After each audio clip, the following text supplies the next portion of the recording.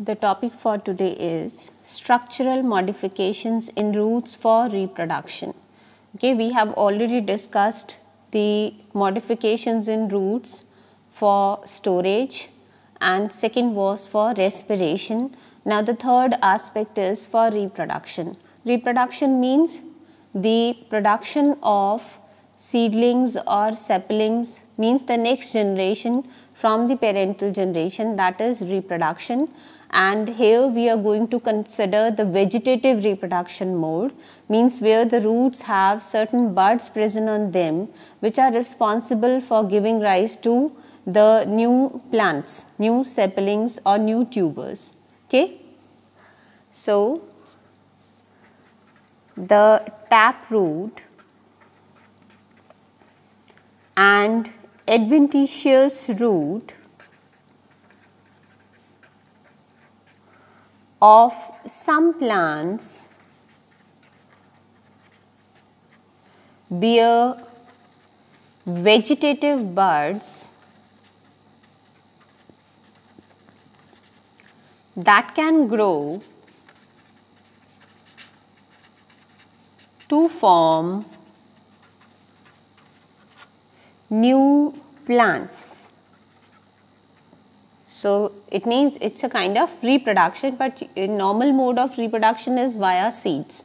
Okay, a plant undergoes the sexual phase, the male and female gametes, they fuse to give rise to form zygote, and the overall structure, it is present within the ovule that gets ripened into the seed. So that is having the small embryo which will be the future plant. So that is a normal mode of reproduction. But here when we are talking about roots and they are playing a role in reproduction, that means certain buds are present on them. Those are vegetative buds which will give rise to new plants.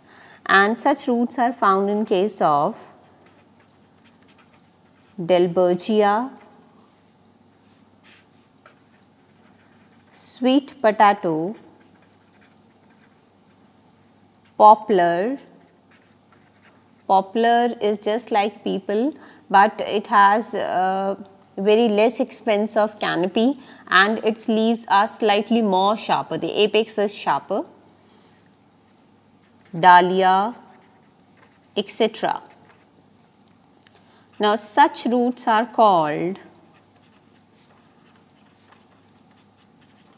reproductive roots.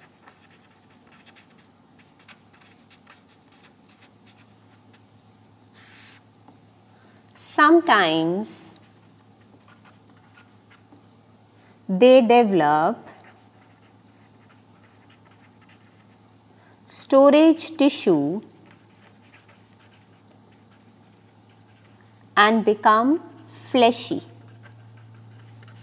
Okay, so this happens in many cases where the roots are involved in vegetative reproduction. They also somehow store food, they have abundant storage parenchyma.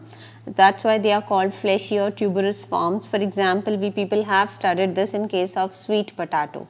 Okay, the same example is applicable here also. Now the adventitious buds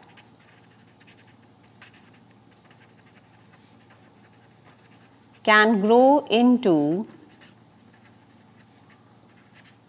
new plants under favorable conditions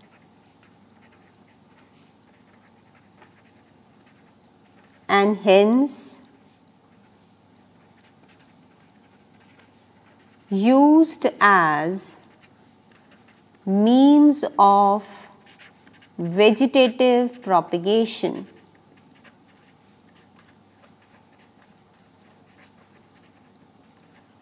Okay.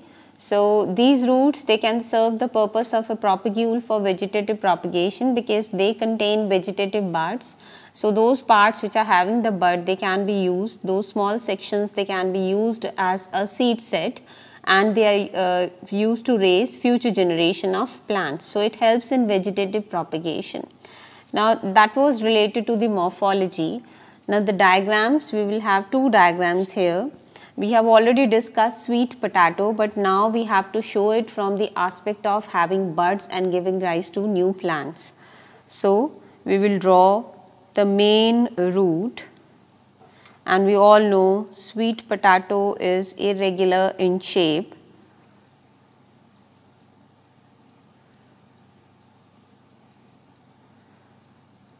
We have its point of attachment, it arises singly, and the region where the bud is present, it gives rise to small seedlings, baby plants, and that is only under the favorable conditions. Okay, enough moisture should be there, the temperature should be according to the germination as required for germination by the propagules. So these are the adventitious roots and leaves, wavy leaves. So you can draw 2-3 leaves.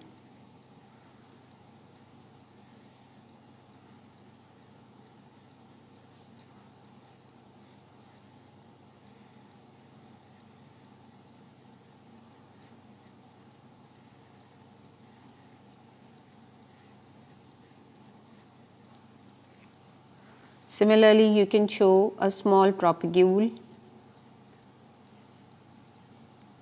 Then we can show another seedling.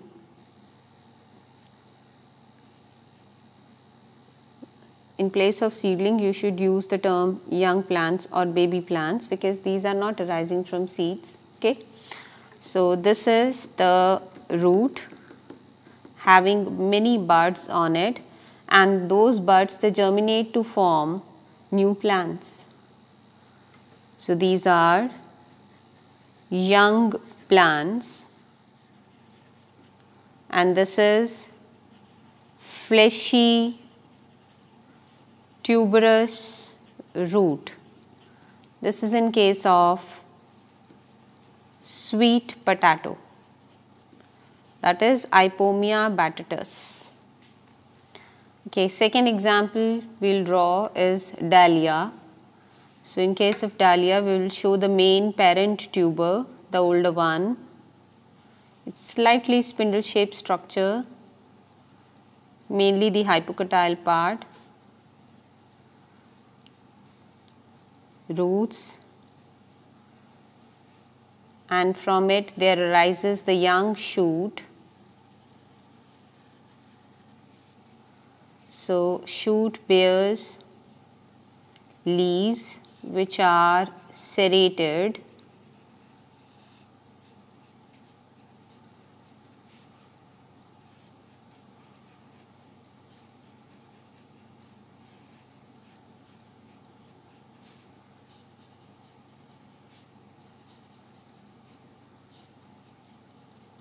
Similarly, you can draw one more towards this side.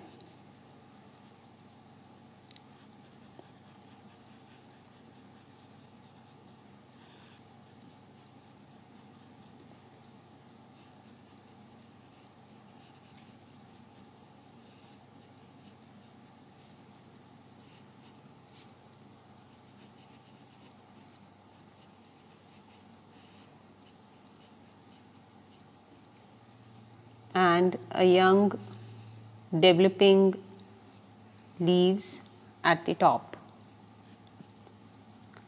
So from this point, the point of attachment of shoot, new tubers arise. These are new tubers. You can show multiple tubers. This is a soil level. Arising from the point of attachment of root and shoot.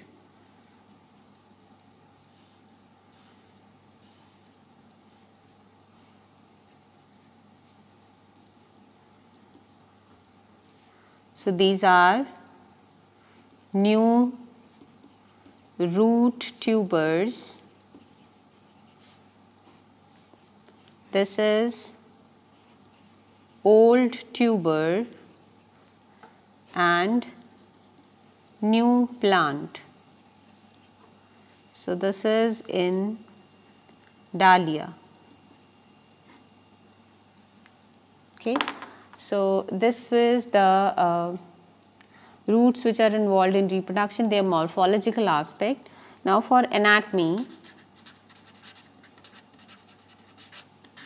there is a note that for anatomy you have to refer sweet potato. We have already discussed this specimen in detail. So you will refer sweet potato, okay, its anatomy, the sectional part. Now we are starting with the fourth portion of this unit. The fourth part is interaction of roots with microbes.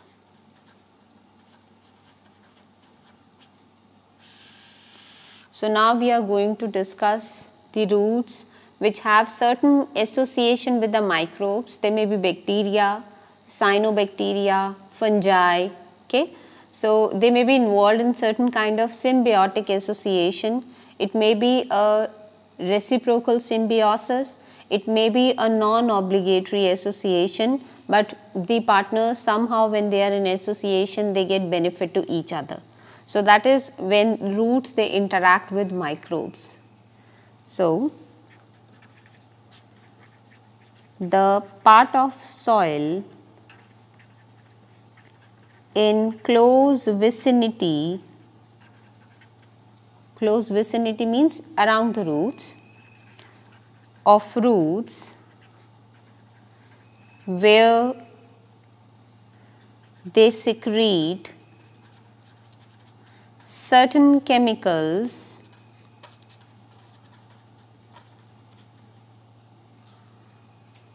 and has characteristic microbe population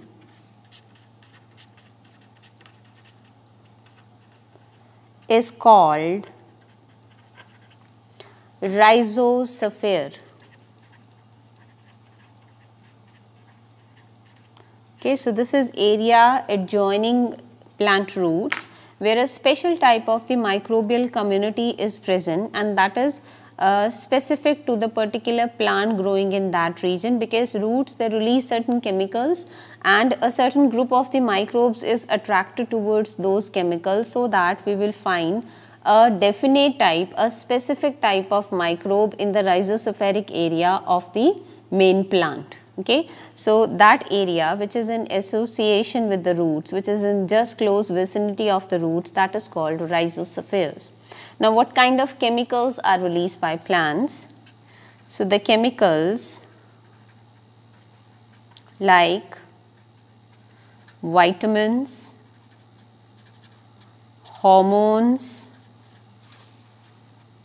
amino acids, sugars, etc. Sugars are very common. Sugars, etc. are released which act as growth promoters for microbes, and in turn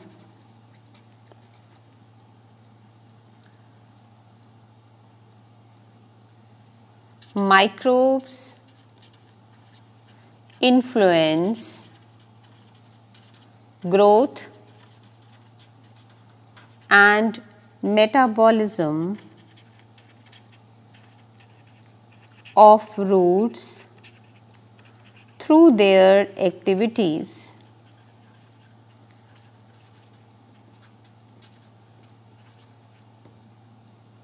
Okay. So I told you it's a kind of reciprocal symbiosis. So the plants they are releasing certain chemicals like vitamins, hormones, amino acids, sugars, etc., which serves as the growth promoters for microbes. They are also food of microbes, and in return, okay, because plants are playing positive role for microbes, so definitely it's a give and take relationship. So in return, microbes, they are also inducing or influencing the growth and metabolism of root cells.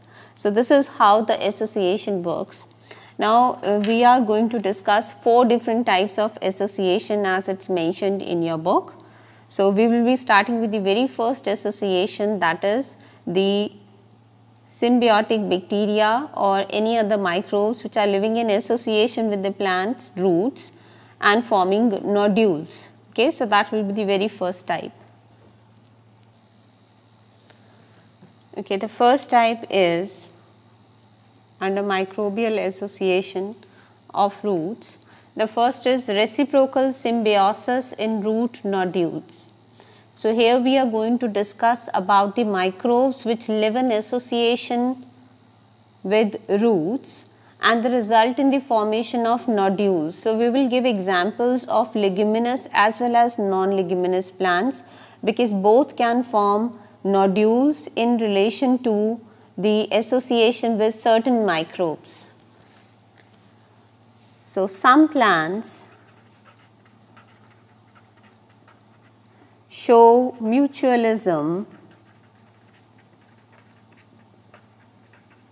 with nitrogen fixing bacteria. Generally,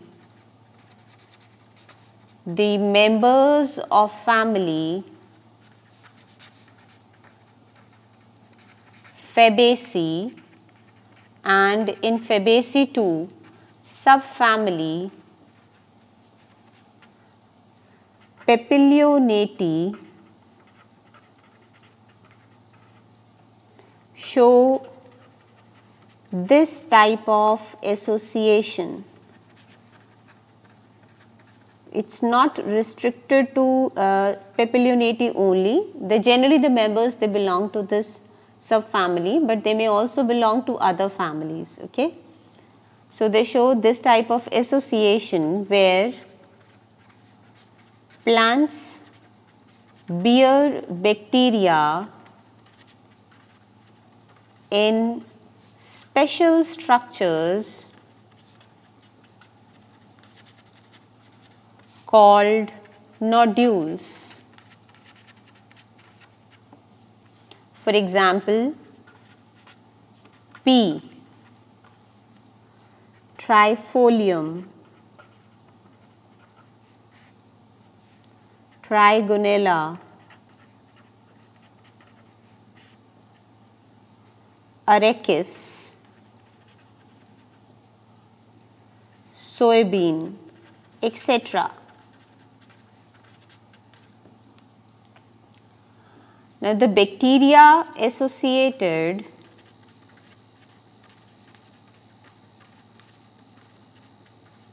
are from genus Rhizobium.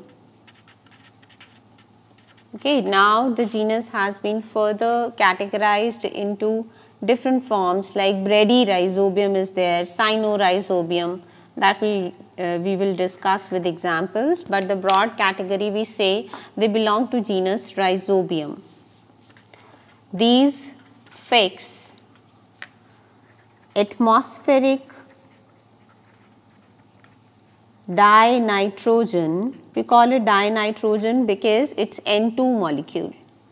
The nitrogen available in the air is in N2 form, that's why we say dinitrogen, to ammonia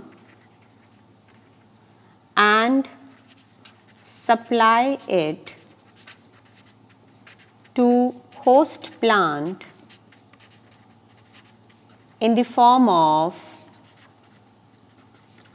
amino acids. Okay, so first nitrogen is converted into ammonia and then it is assimilated and converted into the organic form, that is amino acids, firstly into different amine groups and then into amino acids. Now the species of Rhizobium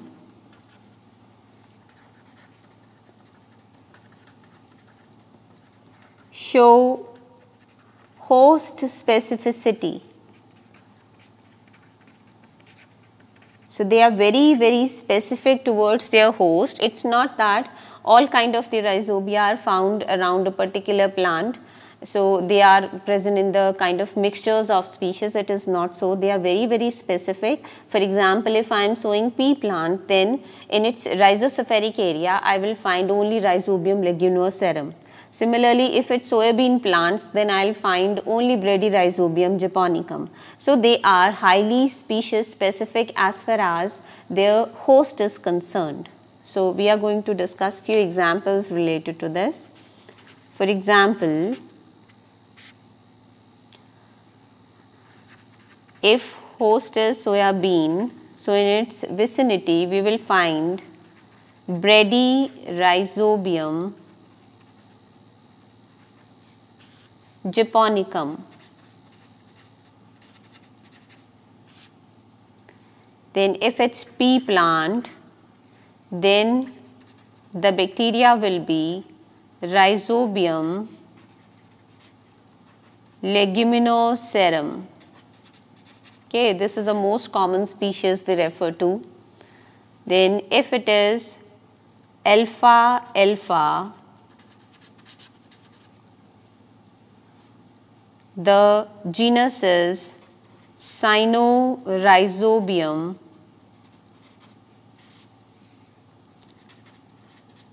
meliloti, and so on. Okay, so examples show here clearly that the particular strain or the species of bacteria has host specificity. Now, how they infect the plant, how they enter the plant. The bacteria are found in rhizocephalic soil from where they enter the roots and reach up to inner cortex.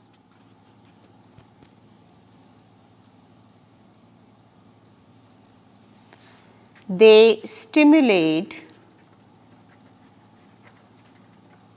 host cells of this area to divide in uncontrolled manner. Okay, it's just like tumors. Cytokinins are involved in this pathway. We are not going to discuss this in too much detail, just an overview of how the infection takes place and nodule formation is there. So they will enter from the root surface, that is means from the root hair, and from epidermal cells to the outer cortex, then to the inner cortex, and in the inner cortical zone they will produce certain chemicals which are going to induce uncontrolled division of the cortical cells. So this results in formation of knob-shaped structures or protuberances called nodules, or sometimes we write rhizobial nodules. Okay, it's one and the same thing. These have vascular connection with host plant. So they are always connected to the host plant from where they get the nourishment, and their role is to alter the metabolism of plant cells of the inner cortical region so that uncontrolled division takes place there, and tumor-like cells or the protuberances are produced from that area under the influence of cytokinins, and those structures, when they start appearing visibly from the outside, you see irregular shaped structures developing on the surface of root. They are called nodules. Basically, they are the site of bacteria which are involved in nitrogen fixation. See, when the bacteria enters the root tissues, it's not fixing nitrogen, those genes are not active. It is only under the influence of this association that when actually symbiosis takes place, the genes involved in nitrogen fixation, which are called NIF genes, okay, the genes involved, they are called NIF genes, nitrogen fixing genes. So those genes, they get activated, and then only the bacterium is going to convert the atmospheric nitrogen into the compounds of nitrogen, which is called biological nitrogen fixation. So the plant is getting fixed nitrogen, and in return the bacteria is getting shelter and food. So this is a kind of give and take relationship or a reciprocal symbiosis. So now we are going to discuss what kind of the nodules are formed, what is their shape and sizes. So the nodules may have various shapes and sizes, but broadly they are categorized into determinate and indeterminate types.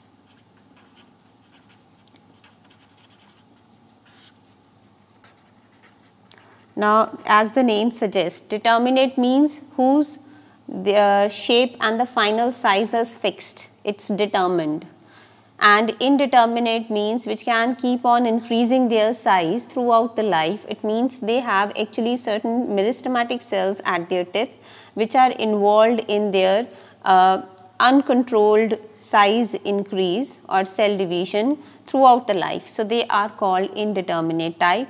With determinate type, generally the shape is circular, whereas for indeterminate type, generally we have oval, elongated, irregular shapes. Okay, so these are the two broad categories. Now these nodules have many bacteroids. Okay, this is a different term, it's not same as bacteria. So what is the difference? These are dormant, non-motile, wall-less bacteria which do not divide. So this is how they are different from bacteria. They are irregular shaped structures and they don't have wall, only plasma membrane is there. You can draw any shape .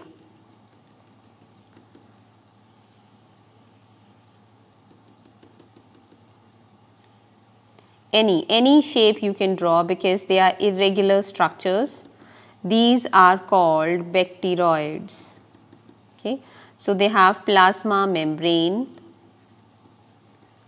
and they are non-dividing cells, non-motile cells and dormant cells. Dormant means they are different from bacteria because they are not dividing. That's why we are using it's one and the same thing, dormant and don't divide. Now, what is specific about these bacteroids? They have a particular pigment present around them which is called leg hemoglobin.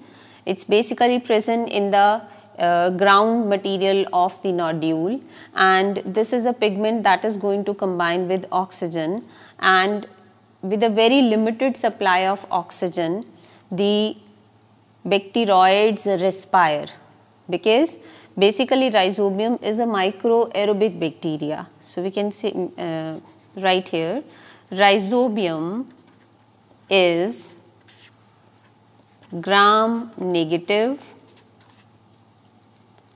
Bacillus type microaerobic bacteria. It's non-spore forming also. Different kinds of spores are formed in bacteria, but in this genus we don't observe the spore formation. So it's non-spore forming bacteria.